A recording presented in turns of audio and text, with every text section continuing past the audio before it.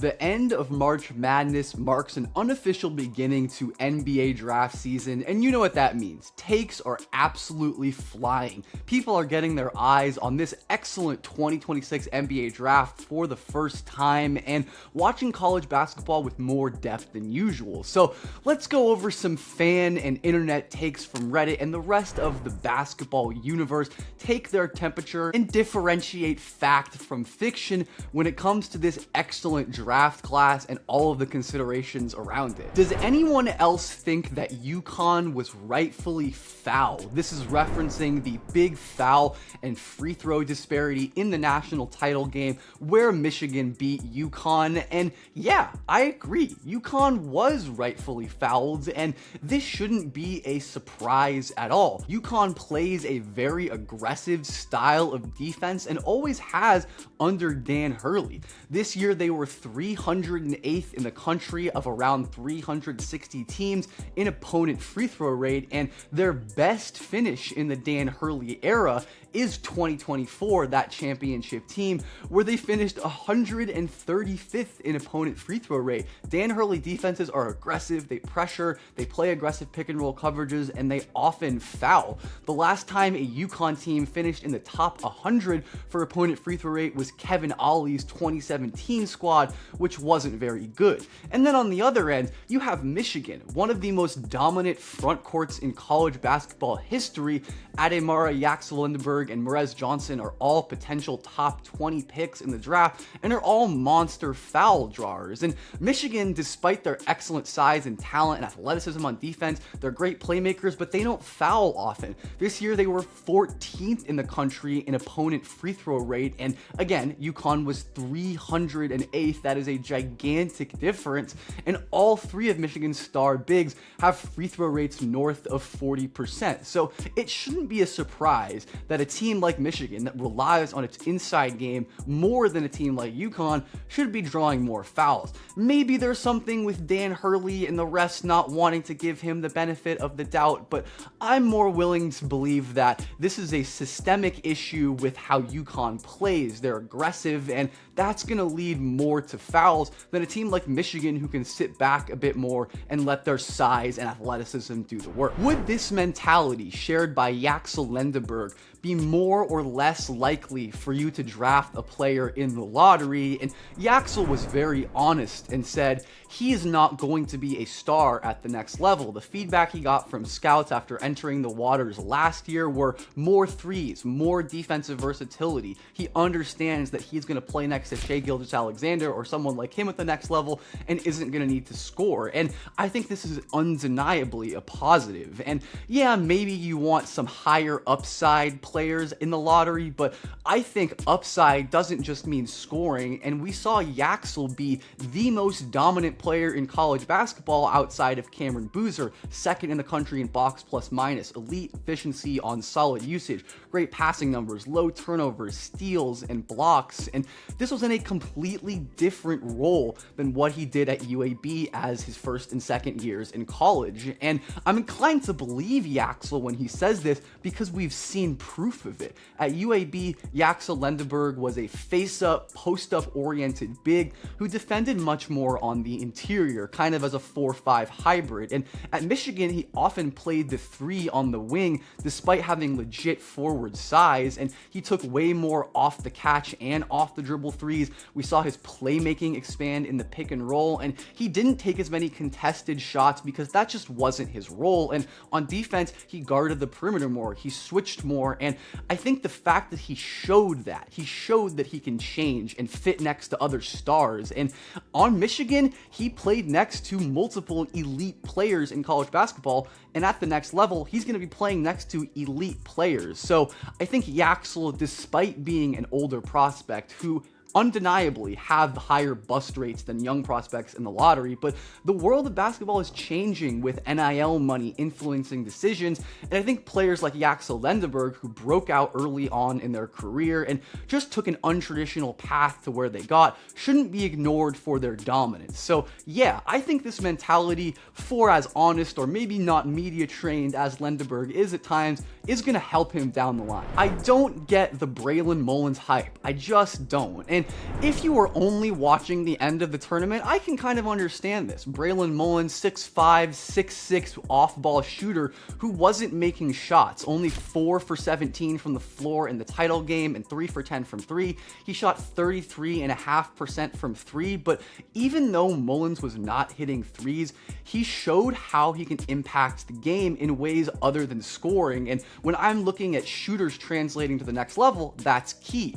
In the title game, he had a couple huge offensive rebounds, crashing the glass hard, and for a skinny, not super athletic wing, he's a much better defensive prospect than he gets credit for. His great timing, awareness, and instincts, and his quick hands allow him to protect the rim and jump passing lanes as a weak side defender. He had a higher block rate this year than players like Chris Sinak, Koa Pete, AJ Debansa, Cameron Boozer, and Dalen Swain, and he had a higher steal rate than Thomas Houck, Cameron Carr, and the aforementioned Yaxel Lendeborg. And Mullins didn't shoot that great from 3 this year. 33.5% is nothing elite, but his volume, free throw shooting, shot versatility, and pull-up mid-range scoring are all elite, and those are far more stable indicators than three-point percentage, which fluctuates wildly in small samples. Plenty of freshmen have shot below 34% from 3 or worse and developed into great shooters in the league. Anthony Edwards, Bradley Beal, Luke Kennard, Kentavious Caldwell-Pope, Aaron Nesmith, Keontae George, Tyrese Maxey, Colin Sexton, and more all shot sub 34% from 3 in their freshman season at college as either one and dones or improving later, and developed into great shooters in the league. So I think even though these kind of players, your JJ Redick style fly off screen shooter, is not as in vogue as maybe it once was, we see elite teams like the Pistons with Duncan Robinson, the Thunder with Isaiah Joe, of course the Heat with Duncan Robinson, get use out of these players. And Mullins' combination of shooting, playmaking, and defensive playmaking, steals and blocks and deflections are rare and make him really worth betting on, even in the moments where his shots aren't falling. Bill Simmons questions Cameron Boozer's NBA ceiling. As have many people in the draft and college basketball space, you'll see plenty label Cam Boozer as a bully who won't translate to the next level, to the level at least that he scores at the college level. And while maybe some of that is true, I believe Cameron Boozer is the best player in the draft, largely because people have no idea what upside means. I think most people think of upside as elite physical athletic tools, run fast, jump high, tall players, and while that definitely is true to an extent, I believe upside is much more tied to feel for the game and basketball intelligence, special outlier traits, whether that's shooting, athleticism, rebounding, whatever it is, and youth dominance, where Cameron Boozer is one of the youngest players in the entire draft. He's going to be 18 on draft night, and he was the best player in college basketball this year. He was not just an unskilled bully, even if that is the reputation. Boozer isn't a crazy nimble handler, but he's a great outside shooter. He can shoot pull-up threes when you give him space. He is a legitimately special playmaker. His processing speed is instant. He is a dominant outlet passer after his many defensive rebounds, and he's shown plenty of pick and roll and post passing against double teams and pressure, which is a really valuable translation indicator to the next level. And while I do think Cam can add a lot in terms of an intermediate game, he is one of the most dominant interior scorers of the last 4 or 5 years, and he dominated at every level of high school basketball as well. So there is no unskilled when it comes to Cameron Boozer, and his combination of elite strength, which is an underrated thing for prospects by the way, age, production, and skill, it's easy for me to imagine him developing into one of the best offensive players in the world, maybe in non-traditional ways. We've seen players like Luka, Shea, Jokic all take somewhat unexpected paths to elite offensive impact, and Boozer could reach that level. I think there are real defensive concerns. 40th percentile block rate for his size, for his position, and he's not a great rim protector. He's a little slow off the floor. His instincts aren't perfect, and his mobility is solid. He has moments guarding in space, but definitely not perfect by any means.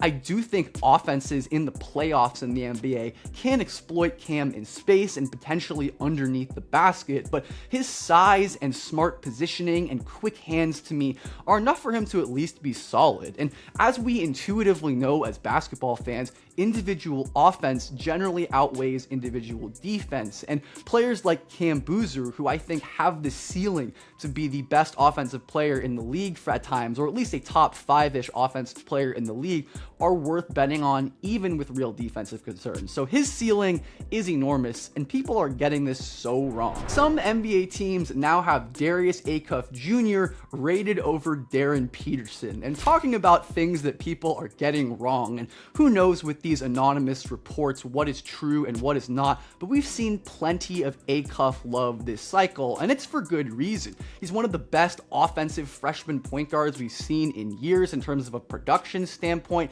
incredible off-dribble shot maker with a great handle, productive passer, but I don't think he's even close to the level of player Peterson is, who, despite playing the year injured and dealing with mental and physical blocks, was better than Acuff. He's an excellent shooter himself. Peterson, with more volume and better shooting priors, has the potential to be a legitimately special shooter, or I think Acuff is more good to great, and even without his full athletic powers, Peterson still impacted the game like he did. Acuff is a better playmaker, but I think his assist to turnover ratio is a bit inflated by John Calipari's system, as has done for tons of guards, and Acuff's ability to create separation one-on-one in tight spaces is a little bit overrated to me, while Peterson's, especially once he gets his full burst back, I think is underrated, and that does not cover the gigantic defensive gap. We're seeing the NBA not value these highly paid yet defensively incapable guards